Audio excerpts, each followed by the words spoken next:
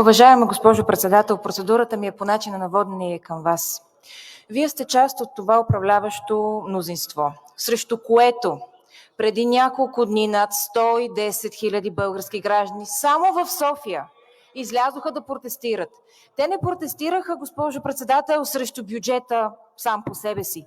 Те протестираха срещу наглостта и безпардонността на това управление спрямо хората, които са там навън, извън тази зала и имат очаквания и изисквания към тази власт. Затова процедурата ми по начина на водене, госпожо председател, е да обърнете внимание на представителите на управляващото мнозинство, особено на министър Митов, че не може с тази наглост да се продължава. Това само взривява хората.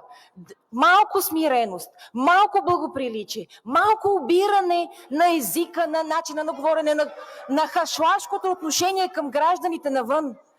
Тук има въпроси, които се поставят, които са резонни и на които се очаква отговор от българските граждани навън.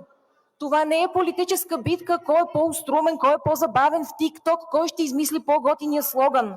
Държат се отговори. И ако има дори най-малкото съмнение, дори само един единствен случай, господин Митов, на човек, който може би не е правомерно задържан, вместо да пускате шеги от тая трибуна, покажете смирение, покажете професионализъм и кажете: да, колеги народни представители, да, граждани, ще разследвам, ще се уверя, ще проверя. Мисля, че това не е така, но все пак нека проверя допълнително. Или направих А, Б и С и се уверих, че еди какво си не е вярно.